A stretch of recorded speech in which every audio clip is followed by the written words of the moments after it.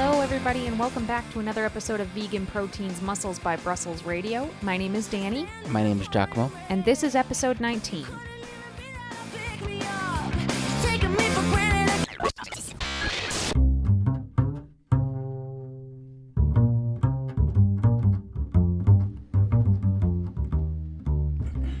Oh man, so boy, are we ever behind on this podcast.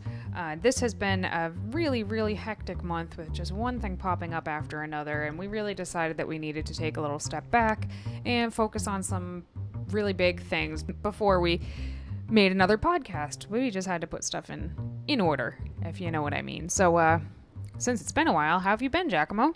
Well, I mean, a lot's been going on, but I mean, I'm still riding pretty high from our last show. I finally placed first, which is something I've been looking to do for a very, very long time. You know, I didn't place first in the bodybuilding division, which is my ultimate goal, and I know that I have a long ways to go to build my body to be what it needs to be in my frame to have a winning build for bodybuilding. But for physique, I'm sort of built naturally for it. And, you know, we've been training 3 years consistently and competing 3 years consistently. Everyone told me to go for it. I went for it. Just missed getting a pro card, which was like, oh, God. Now you know how it feels. It's the worst. It's a gift. I mean, I got off stage. I got my trophy. I went back out for the overall. I came back without winning the overall and without getting my pro card. And you were just right. You're like, I was crying in the audience for you. I'm so happy you wanted this. I just looked at you and like, what are you talking about? I was like, now I got to do it. He couldn't even be happy for like 5 minutes that he just placed first in a division he'd never competed in before because he didn't win like best dude in the whole place on his first tryout. Well, that's the nature of this sport, is that you're always left wanting more and you're always work in progress. Yeah, but you have to be able to celebrate your victories, and I feel like I had to twist your arm into that. You did. It took me, I would say, about an hour and a half before it started to even sink in that I was actually leaving that competition a winner. How'd the competition go for you, Danny? It was a really good show. I liked the way that it was set up. It was in a high school. It was in a really nice high school. And we didn't really have much space backstage, so that was a little bit hectic. But, you know, going into this show, I had sort of Insta-stalked some other people that had been using the hashtag for the competition, OCB Battle of the Belt. And I realized that somebody was going to be competing in my division and that she was going to sweep the floor with me. Basically, there was nothing I could do about it. I was bringing the absolute best package that I've ever had before. I was leaner than I ever was. I was fuller than I ever was. So I knew that this was the best that I could possibly do at this point in time. And this woman was, you know, unless she just took crazy good Instagram pictures, she was going to beat me. The bummer about this is that I'm almost certain that she wasn't natural by her own admission, at least not within the last 7 years, which is the rules of the OCB. And that kind of sucked. Because, you know, we talk about how sometimes people sneak through, sometimes people slip through the cracks of the polygraph test, and you know, she did. So I guess I didn't really feel like it was a very fair playing field before I even got there. So, I mean, I can't compete with that. I don't take anything. Anything other than, like, regular, natural, allowed substances. And over the past several years, she had not. So her body is insane, and she works incredibly hard and is a great athlete, so I will give her that. But I was terrified that, you know, if I came in second place to somebody who more or less cheated, I was going to be absolutely devastated, just heartbroken, because as I've mentioned before, my goal this season was to give it another shot and try to get my pro card 2 more times this season. And you know, if I got beat out by somebody who blurred the lines of what is and isn't allowed, then I would have been crushed. But luckily, I came in 3rd place. So even though you would think second place is better than 3rd place, well, yeah, I guess technically it is. But because there was somebody else there who beat me, who was in fact natural, I didn't take it so terribly. I was actually pretty relieved. And as I suspected, the person who won was that girl, and she ended up winning her pro card. And, you know, it shows you a different side of the sport, that sometimes things are just beyond your control.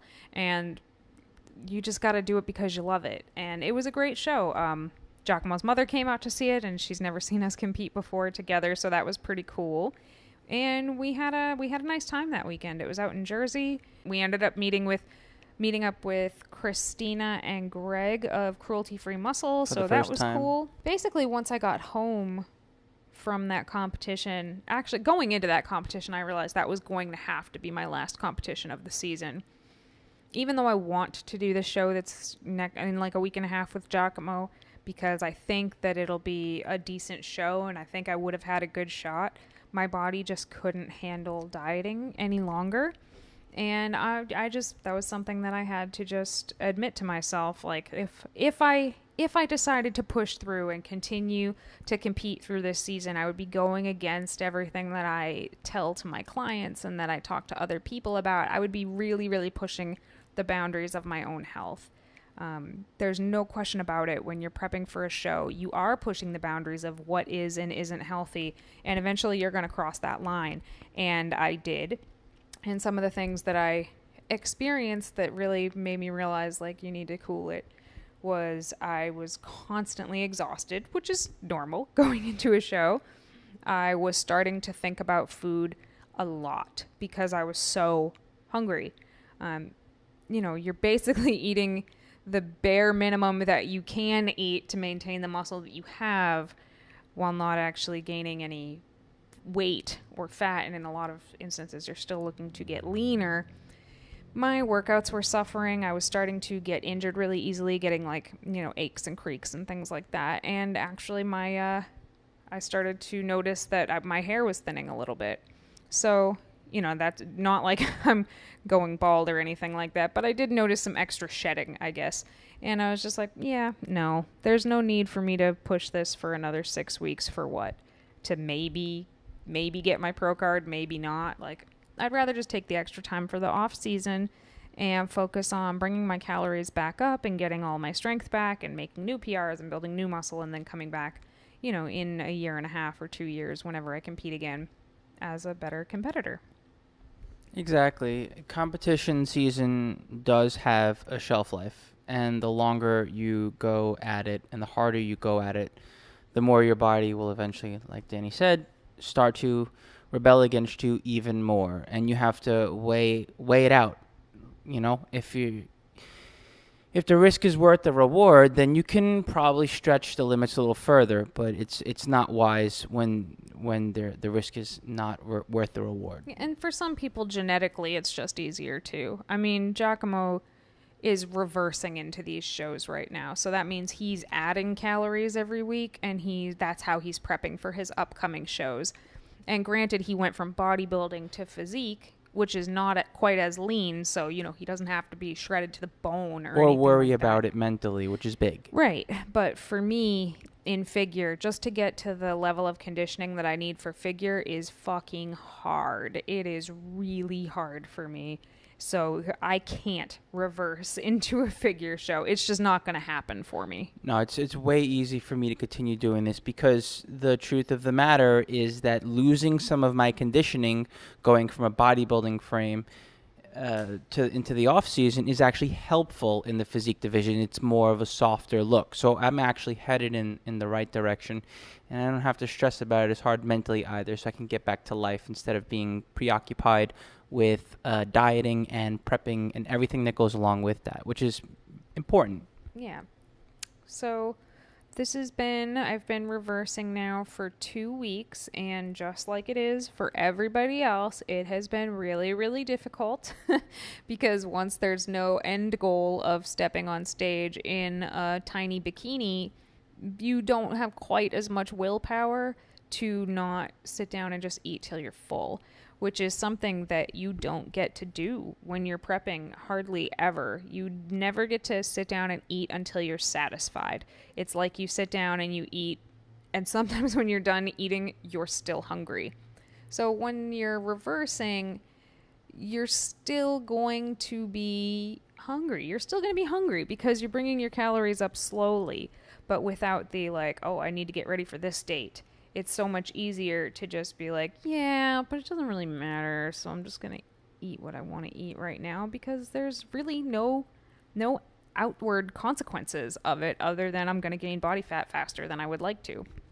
Long-term goals are generally harder to keep in sight than short-term goals are, no matter what you're doing. And when it comes to getting out of a contest prep and those short-term goals are no longer there on the way to your long-term goal, it takes a little while to get dialed in and fully focused in. I don't care who you are. Yeah, I certainly have not been perfect, although I'm pretty proud of myself for being able to reel it in as much as I have been able to reel it in.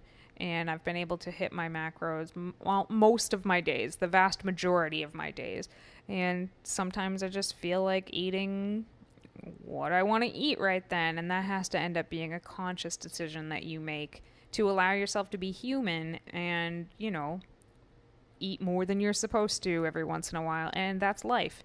And life is not about competing, and you can't completely give your life to competing, even though it's so easy to, especially when you're type A, to just, when you're competing, every aspect of your life fits into a box, basically. And that's really appealing to somebody who likes to have an organized, planned out sort of situation. But the fact of the matter is, like, real life isn't like that. and shit happens, and it's not always perfect. And that's something that a lot of people struggle to be comfortable with. And myself included, especially coming off of a prep where you're so regimented, to really decide that you're going to not let go of control, but sort of loosen the reins a little bit, because that is what is both physically and mentally the healthiest thing that you can do. That doesn't mean that it's not difficult. So yeah, it's been a little bit tough, but ultimately I'm going to call this reverse so far a success. I think it's been a success for you, and it's going on the 8th week for me.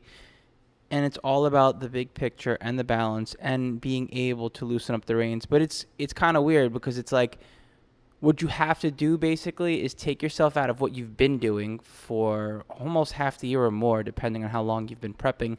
And then you have to literally plan to not plan, to nail your macros and to basically have everything weighed out and super regimented and whatnot, and it's important to do that, because nailing macros is great and tracking everything to the gram is nice, but that in and of itself can be a disordered eating a habit. You know what I mean? Yeah, you can become obsessed with it. Right. And the whole idea of what we practice and preach is flexible dieting. And even though, during competition season things are tighter, there should always be flexibility around your programming. During contest prep, there's flexibility within your food choices, as long as you hit those numbers pretty spot on. Uh-huh. In the off season, transitioning out of the competition prep season, same thing. You still have the same flexibility with food, but this is where you can start to learn to be a little bit more flexible with your numbers too. You don't have to nail everything to the gram to be consistent. What I like to call it is basically loosely tracking your macros, but within reason. Plus or minus, say, 5 grams on each one of your macros is not going to hinder your progress. Well, and if anything, unless you're always over. Yeah, but if you do that under. once in a while and, throw in a meal once in a while, like say maybe loosely track your macros 25% of the time, and maybe estimate a meal once a week where you can allow yourself to go out to eat and maybe not weigh everything. Yeah, and one of the things that I do is when I'm in competition prep, as I think I've mentioned on this podcast before, I weigh my vegetables. I weigh out my broccoli. I weigh out everything, because when you're really hungry, I can eat a bag of broccoli multiple times a day without even thinking about it. So when I'm prepping and every gram counts, yes, I weigh out my vegetables. Now, even just 2 weeks out of my reverse, I'm not doing that anymore. I am just eyeballing it. I know what 150 grams of broccoli looks like at this point. That's a thing. And I can, dump some on a plate and be like, yeah, that's about right. And that's fine. Because at this point, a couple extra grams of carbohydrates from fiber in broccoli is not going to do a damn thing to my body, because the changes that those make to your physique, those couple grams, they're invisible to everybody. unless you are standing on stage. So without that, there's no need for that kind of obsession. Yep. And, you know, as you get less and less hungry, it's a lot easier to be real with yourself about what you're actually eating when you're not weighing everything on a scale. Whereas when you're in contest prep, like Danny said, it is very easy to overeat. And to lie to yourself. Yeah, to lie to yourself. Even you're in the like, beginning of that's reverse. that's a tablespoon of peanut butter. Sure. Yeah, no, it's probably not. It's probably more than that. Anyhow. So that's sort of how our dieting life has been going. We've still been training just as hard. I actually took a deload week this week for the first time in a year. How terrible is that? I have my clients take deload weeks every, 12 weeks or so, where we just sort of back off a little bit, and I haven't done it in a year. Well, when you're contest prepping, you really don't want to take a deload, and if you haven't taken a deload within the right amount of time before your contest prepping, you can wind up training that long without scaling anyway, back. It's been awesome. It's been awesome. The reason I decided to take it, I talked about on Periscope today, was I noticed that I was, even though I'm eating more, not a ton more, but I am eating more than I was a couple weeks ago, and I was still really, really exhausted, and I didn't feel like that was improving, and I was starting to feel different aches and pains in my joints. And actually the other day we were at Bev's Powerhouse Gym in New York City, and it was a squat day, and I went to squat for my max squat, 2 reps at 190, which is something I know that I can do, and I failed on the first rep. And I'm okay with my strength not going up very fast on a reverse, but I refuse to lose strength on a reverse. So that was a sign to me that it was time to just take a week. And basically I'm still doing all of my workouts, but I'm doing them at about 70% of the weight that I normally do. So it's not really enough to make me sore or anything. It's just enough to tell my muscles, like, hey, please don't leave me. And also keep up the habit of going to the gym. And as soon as my reverse started, I worked with my coach, and we changed we changed my training up from a program that still has plenty of hypertrophy work with accessory work, but the main focus is on the major compound movements, squats, bench, and deadlift. So that in and of itself gave my joints, tendons, and ligaments a break, which was key because my body physically has been starting to rebel against me, and I'm actually not fully recovered. I have a little bit of tendinitis. I think it's more tennis elbow than golfer's elbow because at the top of my elbow joint. But yeah, this has been helping me sort of, I don't want to say deload, but just change up my training to where I'm not overreaching, but I'm still making progress. And some of the last things that we've been working on is, trying to get back to balancing our work life and our gym life and our home life and all that stuff, is that we have decided to open up some spots for coaching. So if that's something anybody's interested in, you can go to VeganProteins.com and click on the coaching tab, and there's a little contact form at the bottom where you tell us a little bit about yourself, and you can submit that. And I cannot guarantee that by the time we get them, there will still be spots available, but as of the time of this recording, we do have some spots available for coaching where we're offering things like macro only coaching. So if you just want to know what your macros should be and keep that monitored over time, also like full meal plans and training programs and contest prep, we do have a few spots open right now. So that's a thing that we've been up to. Well, I'm pretty excited about it, actually, because, we're two people, right? And Danny's been doing more of the coaching than I have. All of the coaching. I mean, I help with some of the administrative stuff, but yeah. I'm going to start coaching too now. But in addition to that, the both of us are basically restructuring the way we do things, and we also haven't taken on new clients in a very long time because we want to make sure that we're giving the absolute best possible service that we can. We're not just going to sit here and churn out clients and be a revolving door. If we accept someone, and it's because not only do we want to work with you, we want to make sure that we can give you everything of ourselves that we can possibly offer.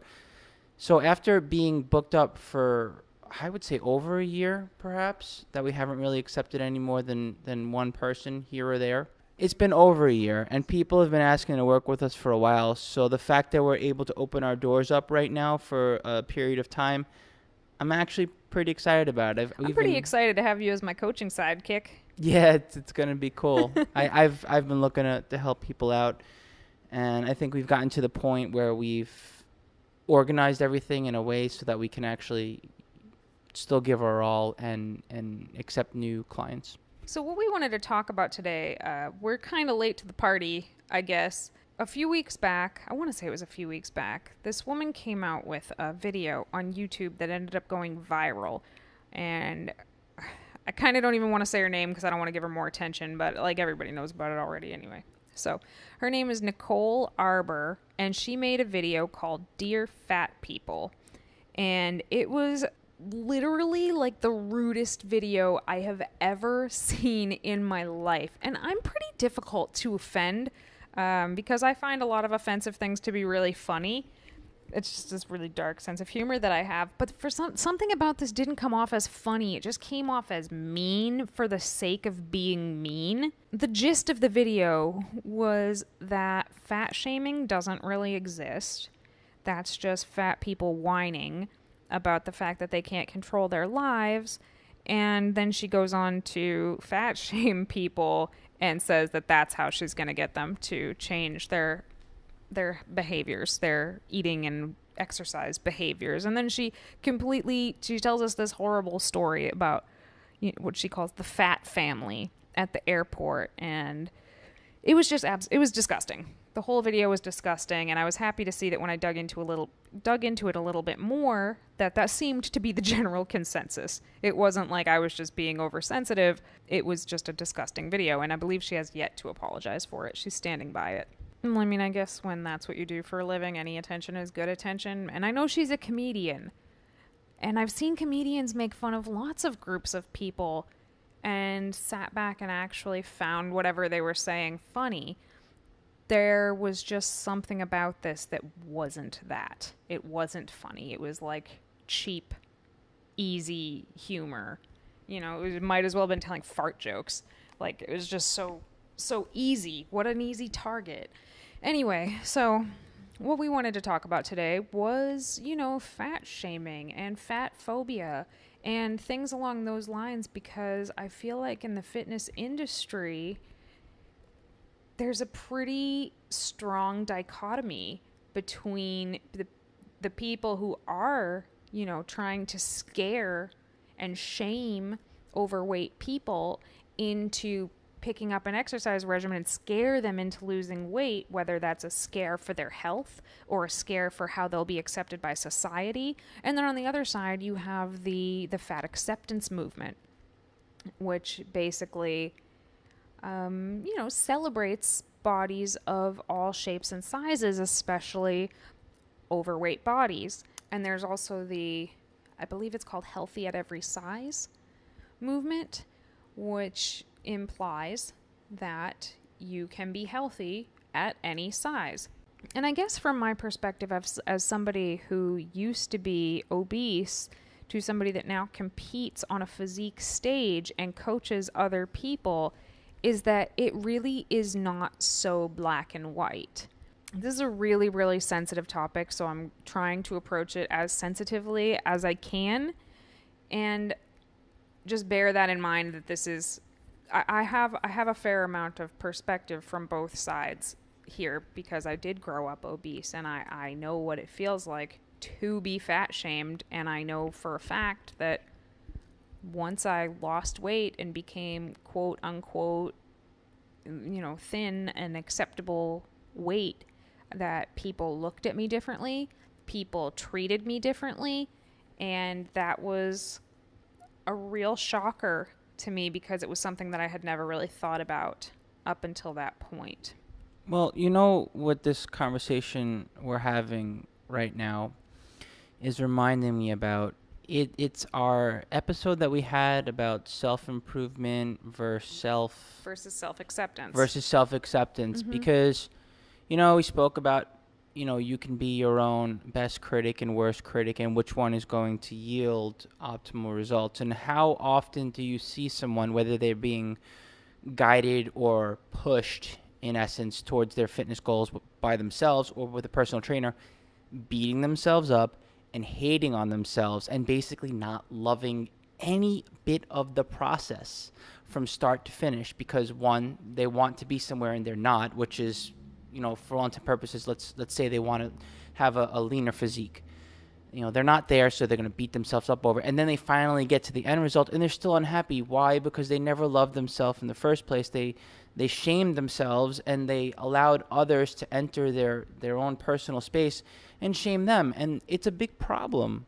So first of all, I don't think that every single person who is overweight is unhealthy.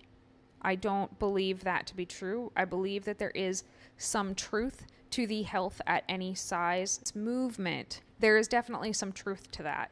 Someone's size is not indicative of their health necessarily. You could be overweight and be super unhealthy, but you could be really thin and be super unhealthy. You could be completely average and be very unhealthy.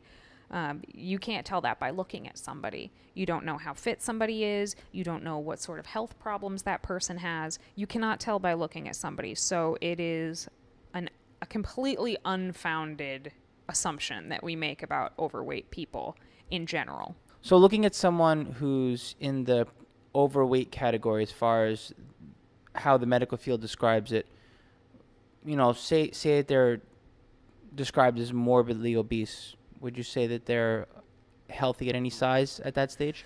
Well, I think that the criteria for morbidly obese is based on BMI, which is a completely outdated system of determining someone's level of fitness or fatness. And actually a teammate of ours, Sally Anderson, if you haven't checked her out, she's an insanely strong vegan powerlifting chick, and I guess technically she falls into the overweight BMI. And if you look at her, she's clearly not. Also, one of the admins for the vegan bodybuilding and nutrition group, Christine Crumbly, I hope I'm pronouncing your last name correctly, she posted a picture this week that was just like mind-blowing. She looks incredible. She has so much muscle. She's very lean. And I guess she went to the doctor this week and they told her that she's overweight. And it's just laughable because she shows the progression of her body over the last several years, and she's clearly getting fitter and fitter and fitter in each progressing picture, but her doctors are telling her that she's becoming less healthy and less healthy and less healthy just because her weight is going up. So I don't necessarily think that morbidly obese, just by saying that your BMI makes you morbidly obese, that you actually are morbidly obese. Now, that said, I do think that there is a point where somebody can become so overweight that it does become unhealthy. There is just no way around it. I don't think that somebody who is so overweight that they can't, get out of bed is ever going to be able to be classified as someone who is fit or healthy at that weight. So if you take the name of the movement very literally, I don't think it's possible to be healthy at every size. Likewise, you can be underweight and be healthy, but you can hit a point where you're so underweight that there's no way around it. You're just not, that is not healthy. However, I think for the 95% of people in the middle of that spectrum, your physical appearance is not a very good indicator of your overall health or fitness. So, I've known lots of people who are pretty significantly overweight who do exercise every day, who could probably run longer than I could. And then I know some people who are of completely normal or even low weights who have like an incredibly low level of fitness. So I find that to be quite interesting. And I do believe that you can be healthy at many sizes. Many, many, many shapes and sizes you can still be healthy at. If somebody wants to lose weight, that is completely up to them. I don't think that everybody who is overweight should necessarily have that be their goal. In the fitness industry in general, I feel like people use the idea of being overweight or being fat as a scare tactic to get people to work out and eat right. So basically, fear of being overweight or fat is the motivating factor. In a lot of polls that have been done, a large majority of people that do exercise and eat well do it out of a fear motivation. They don't do it to become healthier. They don't do it to take better care of themselves. They do it because they don't want to be overweight or fat. And I think that that is a real shame that that is the tactic that we use most in the fitness industry to motivate our clients. Now, if you're a person who is already overweight, how is a gym or a trainer that uses that sort of fear tactic going to motivate you to go to the gym? It's like you have a fear inside of you, and I know because I remember having it, that if you walk into a gym, you're basically the walking billboard of what people don't want to be. And nobody wants to feel like that. So in essence, these sort of tactics keep people who otherwise would want to work out and try and become a healthier individual. It keeps them out of the gym and the fitness atmosphere. How much of the gym atmosphere would you say it sells this idea and makes people feel this way? I would say that a good portion of most mainstream gyms use a selling point of not becoming overweight. You know, like around the holidays, like come to our holiday boot camp to work off all that food you just ate in the holidays. That is a fear tactic to get people to work out by scaring them into not wanting to gain weight. I would say the other portion is probably just like ridiculously unachievable goals for 90% of the population that we use to motivate people to work out. Well, what do you think will be a better approach? What do you think would be a better approach? I think the better approach is to come at it from a more positive, self-accepting standpoint. Like we've mentioned before, you need to become healthier and get into an exercise routine or an active lifestyle because you care about yourself and you care about your health and you want to maybe live longer so you can be with your kids when they grow up and they have kids, or so that you can achieve the dream you've always had about running a half a marathon or something like that. Not just like, oh, I'm doing this so I don't get fat. Like, not only does that not help anybody who's working out to, one, achieve their goals, which should be the number one, you know, that's one of the top priorities for a coach, is to help the client achieve their goals, but two, to also feel good about themselves while they do it. It's not going to help that either. Three, it's going to keep a very large demographic of people out of the gym entirely because they have been shamed out. I feel like within the vegan community also, there is a lot of fat phobia. It's just like a totally standard story that I went vegan and I lost so much weight because of it. So if you're a vegan and you happen to be overweight, people either think you're lying or you're doing it wrong, or they'll be like, oh, you don't look like a vegan. I remember that one. Right, where it's like, okay, well, and this idea has been so heavily promoted in the vegan industry. Because the vegan industry even uses weight loss to sell the idea of veganism. Mm-hmm. And, you know, I get it. When I went vegan, I did lose a lot of weight and I didn't do anything special to do it. And to this day, I am still very proud of the fact that I have achieved everything that I have achieved. So I guess I talk about it. But I have never, ever said that vegan is a weight loss plan. Veganism is so much more than a diet. And just because someone chooses to go vegan does not necessarily mean that losing weight is their goal. And there's plenty of vegans who go vegan and gain weight. And, you know, it's not quite as common. But when you have all these people out there, you know, like Freely and Durian Rider and Vegan Gains and all these other really, really shameful sort of people out there talking about how, you know, you have to be thin and fit and lean to be healthy, it's just bullshit. And it doesn't make the vegan movement look any better to anybody else. And it makes people feel awful about themselves because now they're the vegan who's the exception to the rule. Exactly. So if you're the vegan who's overweight, It's like feel you like you're really doing must it be doing wrong. things wrong. Exactly. And I just don't think that that is true. I mean, you and I both know, 𝐬𝐿𝐵𝐿, how very, very easy it would be to put on weight right now. Oh, it's a piece of cake. It's a piece of vegan cake right there. There's so many vegan foods that are very, very rich. And there's, every body is different. There's some people's bodies who just store fat more easily. There's some people's bodies who build muscle more easily. And there's some people who are just going to be lean no matter what the hell they do. Sugar, fat, and oil, all vegan. That is very true. But I also think that just because, if someone happens to be a vegan who is overweight, that doesn't mean that they're sitting around just eating sugar, fat, and oil. I meant flour. I can gain sugar, fat, and oil. Yeah, I guess you had that wrong. Yeah.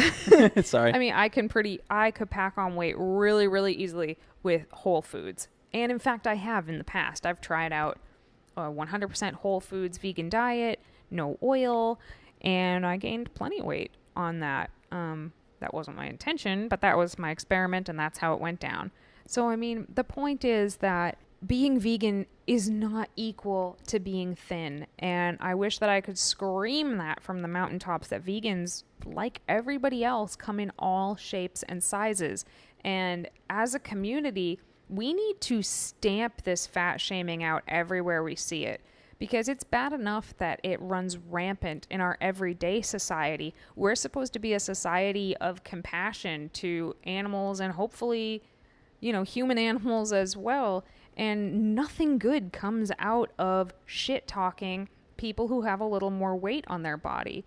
There are tons of athletes who qualify as overweight, who are insanely strong, fast, agile, and compassionate vegans. And this is something that I feel really, really strongly about as somebody who, spent still at this point, still the majority of my life I've spent being obese. So I know what it feels like to feel like everybody already has really low expectations of what you're capable of without you even opening your mouth. And it's a really, really shitty feeling. And I don't believe it to be true at all. Well, what about those that are either too thin or okay, I don't want to say too thin. What about those that are on the thinner side or on the heavier side as far as their size goes, to the point where they're at a very high likelihood for a health risk? How do you approach that from a health perspective, but also from a compassion perspective? Unless somebody comes to me and asks me for my advice or my help or my feedback, it is not my place or anyone's place to comment on someone else's body.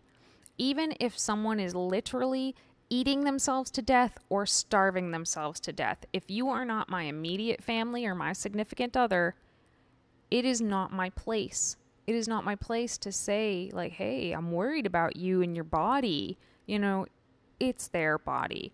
Judge others lest ye be judged. Yeah, basically. we all have unhealthy habits. Some of us just don't wear them outwardly so much. And if somebody does come to me and they are in a really risky place from being either very overweight or very underweight, then it's a matter of basically changing habits. I think it's not about beating the shit out of yourself until you drop 300 pounds. At that point, usually in order to get to the size that I'm referring to, like the size where you can't do your normal everyday functions anymore. Usually at that point, it is a very large series of habits that you do over and over and over that have added up to getting you to this point. So a lot of times it's about changing the habits. And also, typically when somebody gets to this point, either overweight or underweight, there is almost always a psychological component going on behind that as well. So it's not just about someone sitting around, stuffing their face because they're lazy, and at that point, it's usually to deal with a larger psychological issue that's going on, and that needs to be addressed while also changing those small everyday behaviors. Right. I mean, take a look at somebody who's made a transformation from being on the heavier side to the point where their health is complicated, and the psychological component is never addressed, and they're making that transformation. There's a chance that they're going to wind up being on the lower end where they're underweight to the point where there's health complications. Mm-hmm. Yeah, that's very common, actually, to have somebody go from truly morbidly obese to very underweight, because they just keep going and going and going and going and just develop a type of eating disorder in the other direction. However, like I said, to be compassionate, one, don't assume anything about somebody. First of all, you could see somebody who's 600 pounds and you could, this is a situation where I'm saying their weight is to the point that it is unhealthy. But you don't know. They could have just lost 200 pounds. They could already be well on their way to their journey back to health. You don't know, so you cannot assume. Likewise, people who are very underweight, they could still be unhealthily thin, but they could have just gained 10 pounds. Like, you don't know, so you cannot assume. Well, why do people find it so acceptable to fat shame then? I don't get it. Like, why is it so socially acceptable? I don't think it's quite as socially acceptable as it used to be, and I thank God for that. I think luckily we have more conscious people in this world than we did maybe 10 years ago, and I do feel like more people stand up for what is right and don't let that shit slide anymore. And there's more transparency these days. But there is like a systematic fat phobia sort of built into society. Like, I don't think that most people would think it's socially acceptable to go up to somebody and say, hey, you're a fat, lazy person and you should lose weight. Like, that is not acceptable. However, but what is socially acceptable is having a reality TV show where they take overweight people and put them on screen in their underwear and humiliate them by making them stand on a scale in front of everybody and make them do ridiculous stunts that are very degrading. For some reason, that is socially acceptable, even though, it's the same thing, just on a much larger scale. Having to pay for 2 plane tickets if you're over a certain weight. Like, these are systematically built into society, and those are accepted. I guess it's not okay. So I guess why it's socially acceptable to have this systematic oppression of overweight people, I don't have an answer, but I know that it is. There's a lot of concern shaming from the powers that be, that everybody's so concerned about the nation's overall health that they want to fight obesity by doing X, Y, and Z. But then 2 seconds later, a commercial for a bacon-wrapped pizza covered in cheese comes on. People who have never been overweight do not understand what it feels like to be going grocery shopping and buying groceries and suddenly feeling a sense of guilt or shame that other people are looking at what's in your cart and thinking that you're some kind of a lazy slob who's not even trying, because you didn't buy nothing but vegetables and fruits. It's a really terrible feeling to be embarrassed to just be a human being out there and feel like you need to feel guilty if every single second of your life isn't dedicated to becoming a smaller person. And it's heartbreaking. And for somebody to come out and make a video to make a demographic of people who are already put through the fucking ringer every day, and I'm not saying none of it is their fault. I mean, there are lots of people who do have really unhealthy habits that get them to an overweight place. And, I don't think anybody's denying that. There are also a lot of people who are not overweight who have ridiculously unhealthy habits. The point is, you can't just know that by looking at somebody. So you can't assume that just because, somebody is out, somebody who's overweight is out sharing dessert with their significant other at dinner, that they must just be a fat, lazy slob who just eats whatever they want with absolutely no mind towards their intake at all. I mean, it could be their anniversary and they could be out celebrating, and she could be exercising every single day, and you don't know. And I find this to be a really huge problem in both the fitness industry and the vegan community. I think it is appalling in both places. And I think it's even worse in the vegan community. I do think it's even worse in the vegan community. Unfortunately.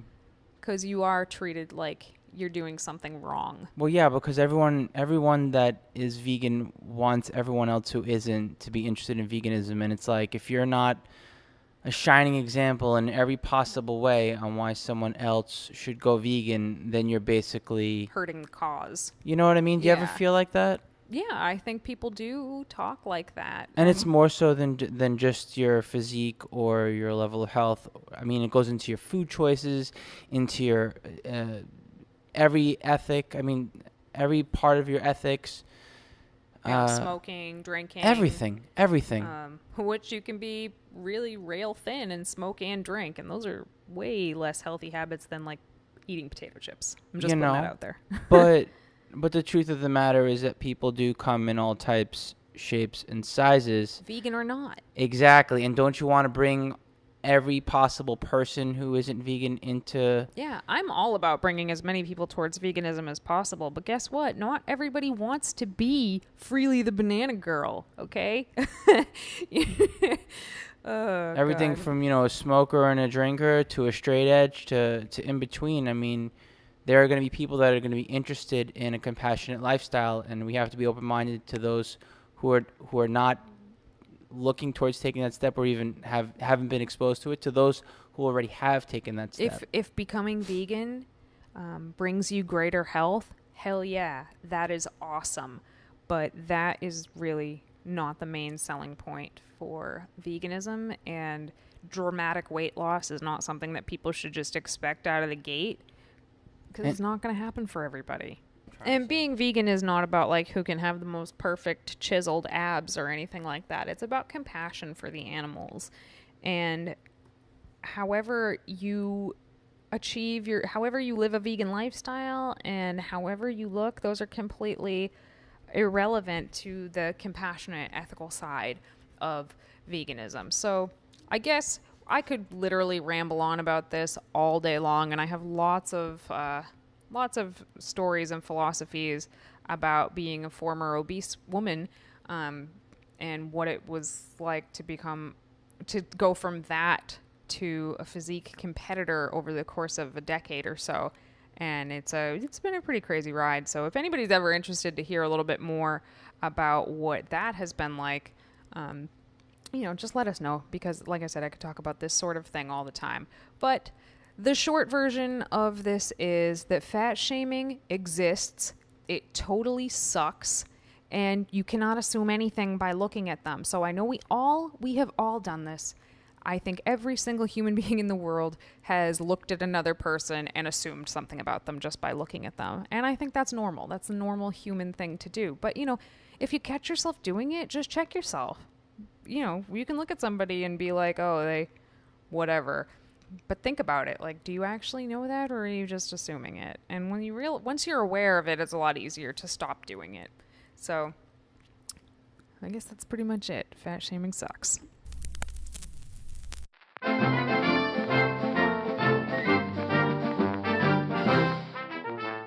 Moving on to our product review segment of today's episode, we'd like to talk about Fit Quick Performance Waffle and Pancake Mix, made by a friend of ours, Hollyworks. We've been carrying it for a while, and she just keeps coming out with these crazy flavors, and each time it's a hit. I mean, so far she's made double chocolate brownie, Java chip, vanilla, and pizza style. And holiday spice. Last year, it's no longer around. I can't wait to see what she's going to come up with for a seasonal edition this fall.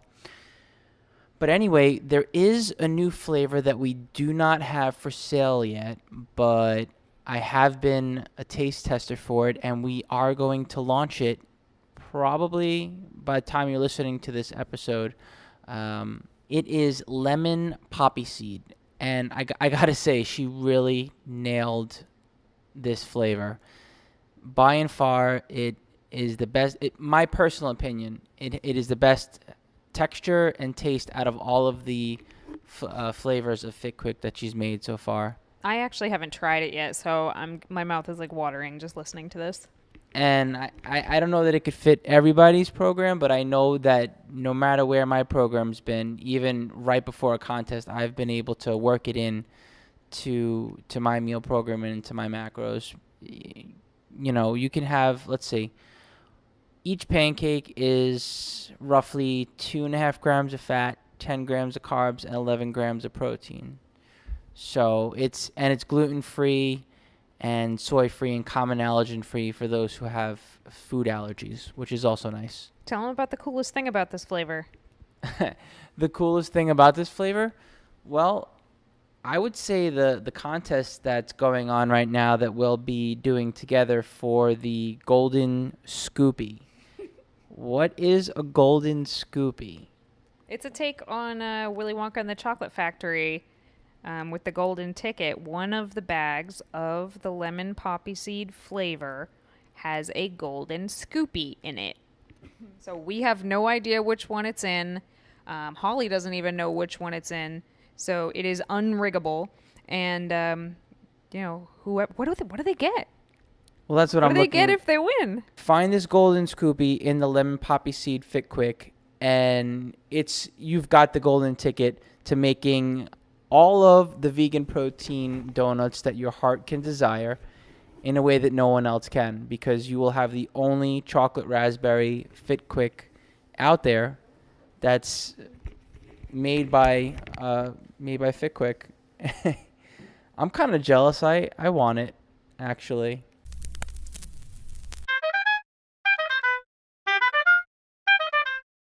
So we're recording the Muscles by Brussels podcast right now, episode 19, and usually we do the Q&A from Facebook, Twitter, Instagram. We take questions off of there and we answer those. But today we figured we'd try something different and try to see what sort of questions you had for us about vegan training, vegan diets, supplements, lifestyle. So if you guys want to ask us any questions at all, we will answer them live for you right now. What was the name of that pizza flavor spice? The name of the pizza flavor spice that we use so much is called Flavor God. It just spelt the American way, FLAVOR God. And they make a whole bunch of different spices. The pizza spice one was a limited edition, but I think they still have some of it. So I would go check it out because it's amazing. I mean, everything you put it on basically tastes like pizza. What's your favorite Wink flavor of ice cream, 𝐸𝐸𝐾? Oh, geez, that's a tough one. I'm going to go with the cake batter flavor. I really like the cake batter flavor, but also the cinnamon bun flavor. Is someone saying that you don't like it? That would be the first time I've ever heard you say that you don't like. It just tastes like a pea protein smoothie. I'm not impressed. I like the macros on it. I like that you can add whatever you want to it and make your own little personal ice cream sundaes that aren't calorically dense. I had it every day in a row for, I don't know what. It was like 120 days or something. I haven't had it in a little while, but yeah, I didn't. Yeah, the Cinny Bun is good. So Sassy asks, what is your favorite pea protein? So this isn't solely a pea protein, but Plant Fusion protein powder has a lot of pea protein in it. It also has quinoa, amaranth, and artichoke protein. And they have in my opinion, they have the best tasting protein powder out there. And it is mostly pea, which is surprising. They have a vanilla bean, chocolate raspberry, plain chocolate, cookies and cream, and then an unflavored one that's a little bit sweet. Yeah, I think you like if I'm not mistaken, you like the chocolate flavor better, right, Danny? Yeah. I'm a fan of the vanilla, personally. Yep, I think the chocolate's really, really good. Yeah, mixes well, tastes great. It's a really good price also. Xtina says, what do you guys think of brown rice protein? I think it's fine. I don't particularly like to drink it in a shake or anything like that because I just don't think it tastes very good as a shake. But if you're going to cook with a protein powder, like try to make protein treats or whatever, brown rice protein is definitely the way to go. Pea protein gets kind of gummy when you cook with it. So I don't particularly like to cook with that, but brown rice protein, I mean, it's from rice, which is a grain, so it cooks up really, really well in baked recipes. So for that reason, I like it. It's more versatile that way. Pea protein, because of the gumminess, is good for, say, a protein ice cream. But with the brown rice protein, you can always add a thickening agent like agar-agar or whatnot to it. What is the name here? Wheatless in Atlanta. Asks, do you do soy at all? All the time. Yes. Every day. We do a lot of soy. We definitely do. We eat a lot of soy. Sassy KFS asks, do you have a vegan sub for BCAA? We do. We have a product that we carry at VeganProteins by a small vegan vendor, Clean Machine, and it's called Clean BCAAs. BCAAs that are on the market, some of them are made from human hair and duck feathers, which... Say that again, New York? Made out of what? Duck feathers. And?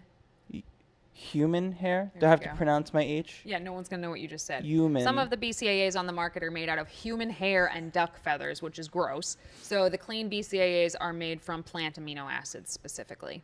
Okay, at Control 46 is asking again, been stuck at the same weight and reps on bench press for a while. Should I try upping the weight? So are you not able to do another rep with that weight? Is that what you're saying right now? If you are stuck, like you can't eke out another rep, gotcha. If you can't get out another rep, what I would suggest is a couple of things. One, I would suggest adding fractional plates to the bench, which are really, really small plates. You can get them in anywhere from a 1/4 pound up to 1.5 pounds, because sometimes even a 5-pound increase can push you too far on your bench and make it so you can't get another rep. So adding the fractional plates is helpful. Also, if you have a partner or somebody who can spot you in the gym, you can do some forced reps.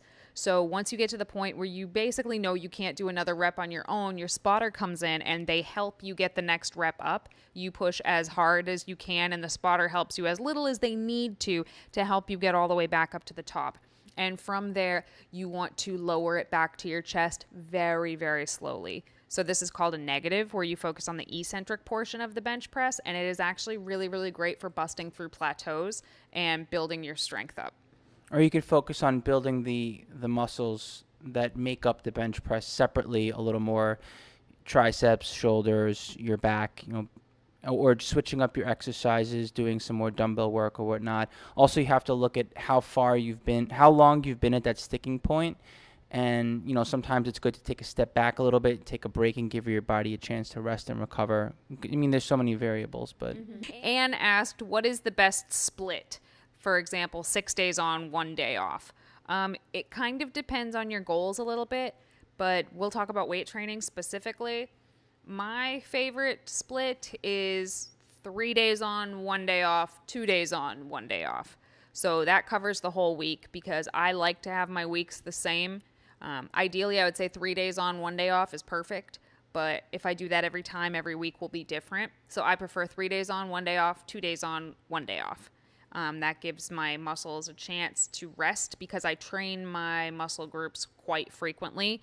I train shoulders 3 times a week and everything else twice a week. So I need to give them some sort of a break in between these beatings that I'm giving them constantly. Same here. We've both been doing the same split for quite some time. Right now I'm training my legs 3 times a week, back twice a week, and chest twice a week. And yeah, I mean, it just really helps to have 2 breaks to break everything up. In contest prep, I was doing cardio on my off days, so I never actually had a day off from the gym. But now that I'm not in contest prep, I'm tacking my cardio on to the end of another workout just so that I have 2 full rest days a week because I desperately need them. All right, there was one question, and I didn't catch your name, I'm sorry, but somebody asked, are you and I equally motivated? And I think it said, what do you do when the other one is not motivated, or what do you do when you're not feeling motivated? That's easy. I'd say that we're both equally motivated as far as the big picture goes. And just like anyone else, we both have days when we're more motivated and days when we're not as motivated. We sort of push each other, but in a way that we're complimenting each other and not putting one another down, saying, "Oh, you suck today. You can't do this. I'm just gonna go work out on my own." It's not like that at all. I don't respond very well to that kind of Who does? of talk. So, but yeah, we're both really motivated. We're both always excited to go to the gym. We have days where sometimes it's a little bit, like, I just want to eat. I just want to eat and not think about it. So we both have days like that, and the other one will be like, no, come on, you don't really want to do that because then you're just going to be pissed off at yourself, and, this is not conducive to your goals, and it's not conducive to our goals. Pep talks. Yeah. We like to do pep talks, and the best place to do it is while we're about to get started, because it's like, all right, we're in the gym, we're sitting down, we're taking our pre-workout supplements in, we're putting our headphones on and getting ready to train. And one of us or both of us might be feeling like shit or just not in the mood to be doing what we're doing.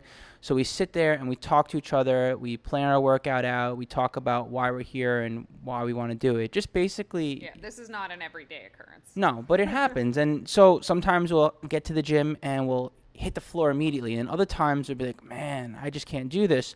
And sometimes we will literally sit down on the bench, on the sidelines, and just talk it out for as long as 20 minutes, and then we go and we have an awesome workout. Yeah, but in general, we're pretty lucky because we don't necessarily look at things as my goals and his goals.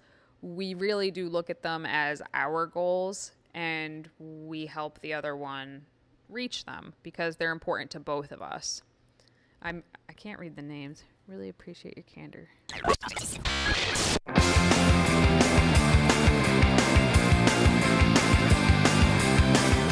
All right, everybody. Well, thanks so much for tuning in to another episode of Vegan Proteins Muscles by Brussels Radio. For the future, if you want to reach us, you can find us on Facebook, Twitter, or Instagram at Vegan Proteins, as well as on Periscope at Vegan Proteins, where we'll be doing live streaming Q&A sessions for future podcasts and just staying in touch. And if you like what you listen to, feel free to write us a review on iTunes or wherever you're listening in on. It really does help us reach a lot more people. Once again, my name's 𝐬𝐮𝐬𝐫𝐫. And I'm Danny. We'll talk to you in 2 weeks.